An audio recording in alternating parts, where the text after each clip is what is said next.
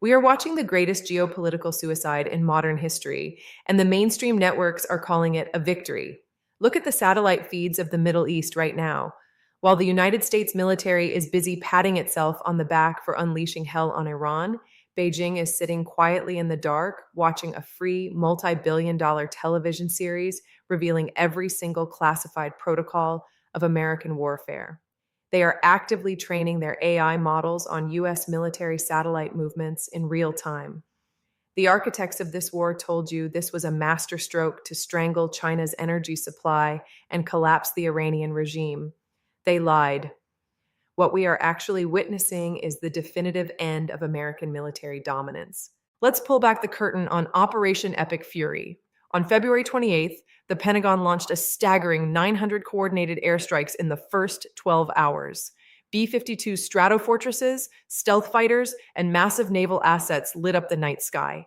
The first 36 hours of this campaign cost the American taxpayer an estimated $5.2 billion.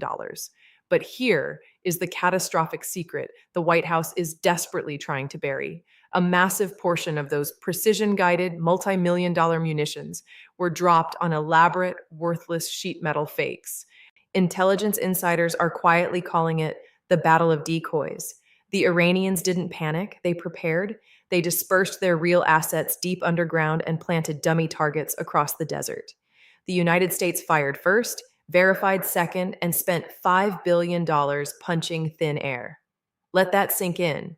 We are firing interceptor missiles that cost $3 million apiece to shoot down Iranian drones made of cheap sheet metal and commercial wiring that cost maybe $10,000.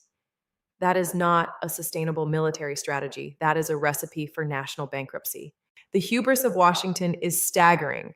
They genuinely believe the old myth, one hard blow from the sky and the regime crumbles just like a house of cards. But history is screaming a warning that Washington refuses to hear. There is not a single example in the history of modern warfare where an air campaign alone produced regime change. We firebombed North Korea into ash, and they didn't quit. We dropped more tonnage on Vietnam than in all of World War II, and we lost. We incinerated Tokyo in a single night in 1945, and the Japanese didn't surrender until the Soviet ground invasion of Manchuria and 2 atomic bombs broke their back. If you want regime change in a mountainous country of 93 million people that is 4 times the size of Iraq, you need 1 million boots on the ground. And everyone, including the president, knows that sending an American army into Iran is a prescription for an absolute bloodbath. The highest levels of the military knew this was a trap. General Caney, the current chairman of the Joint Chiefs, reportedly warned the president point blank before the first bombs fell that the United States did not have a viable military option. He was overruled by politicians who wanted a bumper sticker victory. Now we are trapped. We are burning through our stockpile of 8,000 high-end munitions at a terrifying rate, and they take months, sometimes years, to replace. You cannot surge production of Patriot missiles overnight. And the most terrifying irony of all, the rare earth minerals, the gallium, the precision semiconductors required to rebuild those depleted American missiles, they are entirely controlled by China. The very country we are trying to intimidate now holds the ultimate leverage over our military supply chain. We are bleeding out, and Beijing is taking notes. But the military failure is just the opening act. Wait until you see what they have done to your wallet. If the military failure doesn't terrify you, the economic suicide definitely will. There is a fairy tale circulating in Washington think tanks and across cable news since the first bombs fell. It fits perfectly on a bumper sticker. The United States takes out Venezuela's oil exports.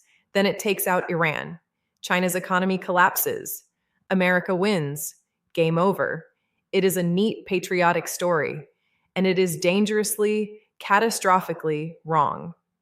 Let me give you the raw numbers, because numbers do not care about political narratives, and the math here is a death sentence for the Western economy. China has quietly achieved an energy self-sufficiency rate of 84%. They didn't do this by accident. They spent 2 decades building the largest electric vehicle fleet on the planet, scaling solar, wind, and nuclear power, while the American grid sat stagnant. So for every unit of energy China consumes, only 16% comes from abroad. Out of that tiny fraction, oil makes up about 59%. And of that imported oil, only 17% comes from Iran. Run those numbers through the calculator, and you arrive at a figure that should make every architect of this war lose sleep.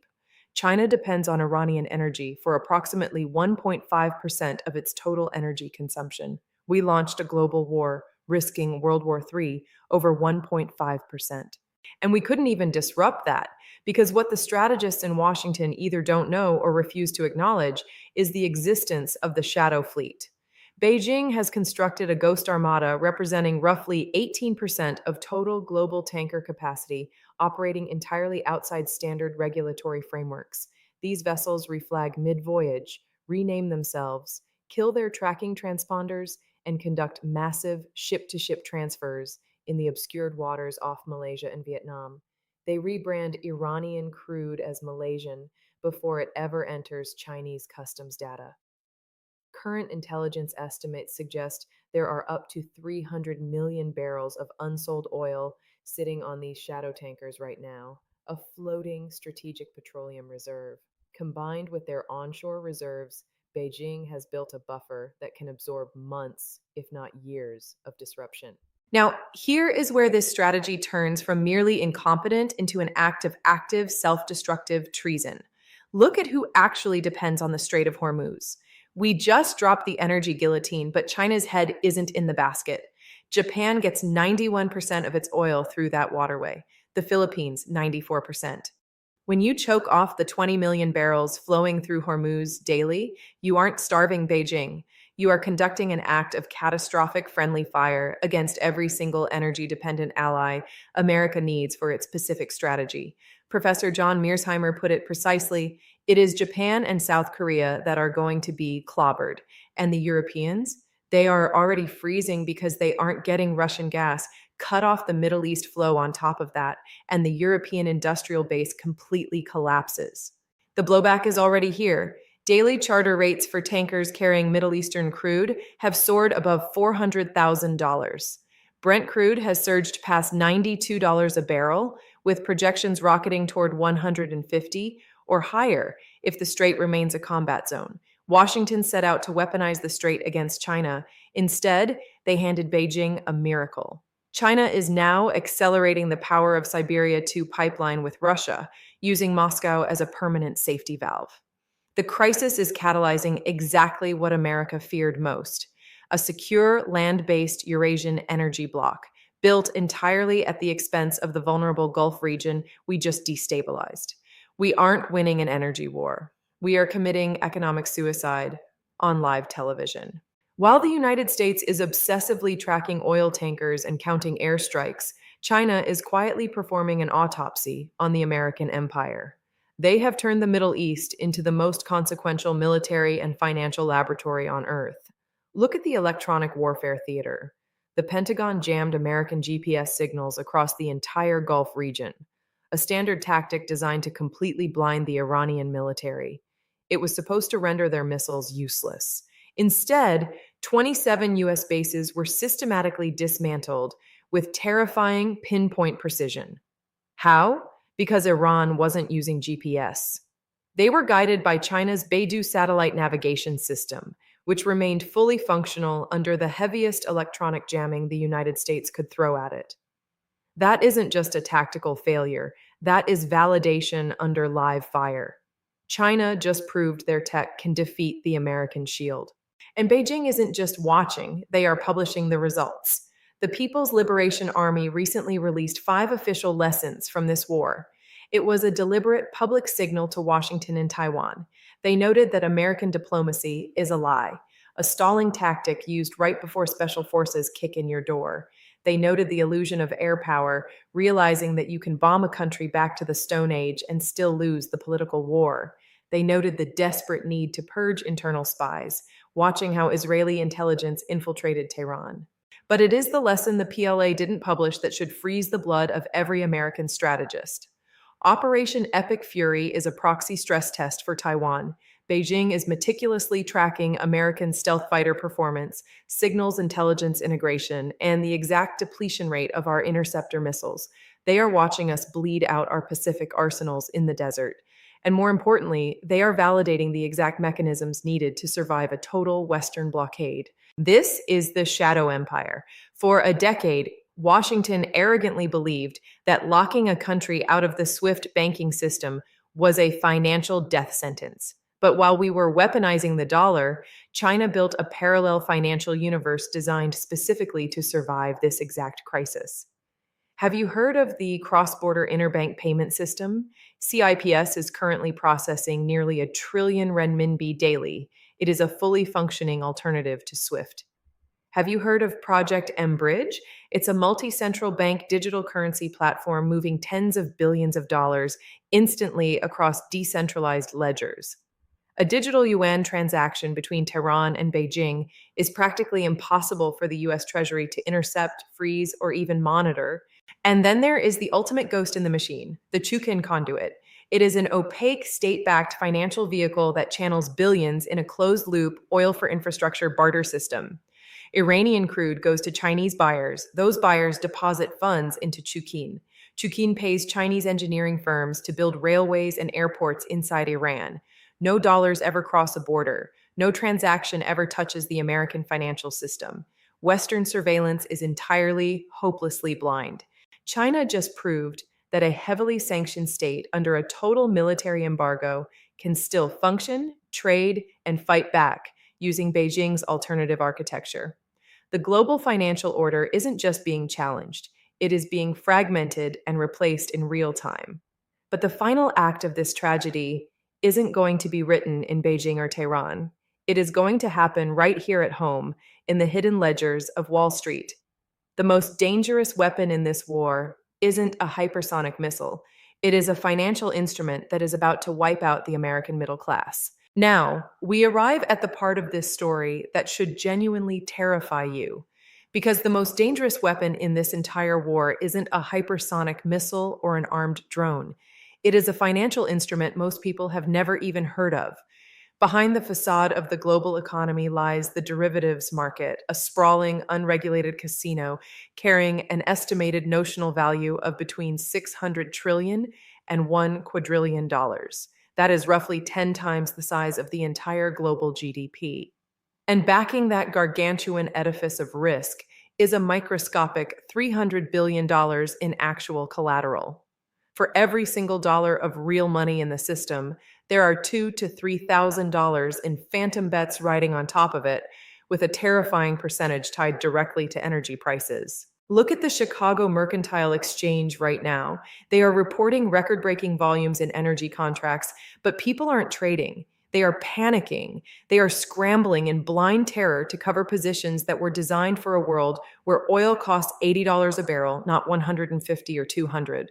And the question nobody at the Federal Reserve seems to be asking loudly enough is, what happens when the counterparties cannot pay? Iran knows exactly what happens. This is the dimension Western analysts consistently miss. Iran has been operating outside the SWIFT banking system for decades.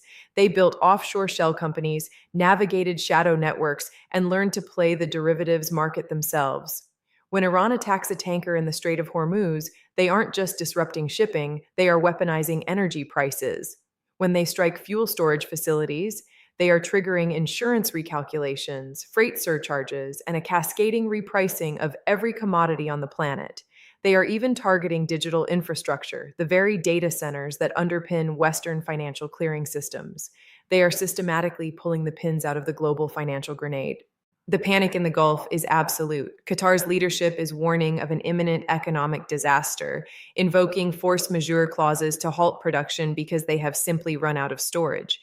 The UAE just shut down the world's largest refinery, not because it was bombed, but because there is literally nowhere left to put the output. 25% of the world's oil is currently offline. 35% of the global fertilizer supply is disrupted. If oil permanently breaks past $150, the chain reaction is unstoppable. The knockout clauses in those quadrillion dollar derivatives contracts start triggering.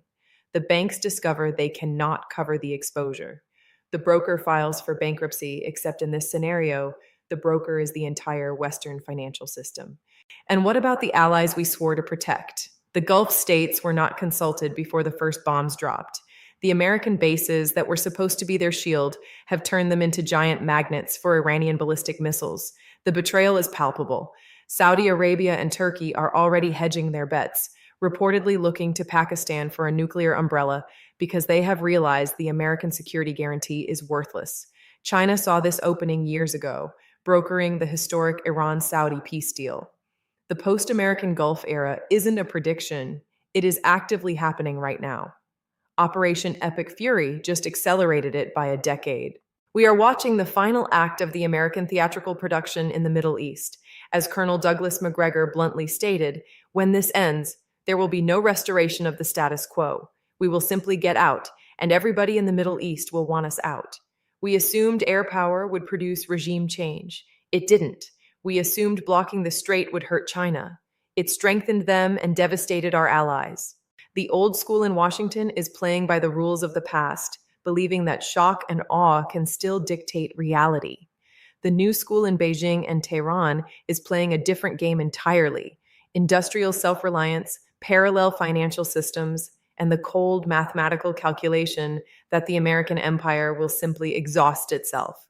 We are not watching a war. We are watching a violent rewriting of the rules of global power. And the cost of this rewrite will be paid by you. It will be paid by the family looking at $10 a gallon at the pump. It will be paid by the retiree whose pension fund is wiped out by a derivatives crash. It will be paid by the American public who can no longer afford groceries because fertilizer costs have tripled. So, I will leave you with one real, inescapable question. Are you ready for a global banking crisis and the end of the American century, all for the sake of political hubris in the desert? Think about that. And if this deep dive gave you the truth that the evening news is trying to hide, subscribe right now. Turn on your notifications, because the scenarios we track on this channel are the ones they won't mention on television until it is far too late to prepare.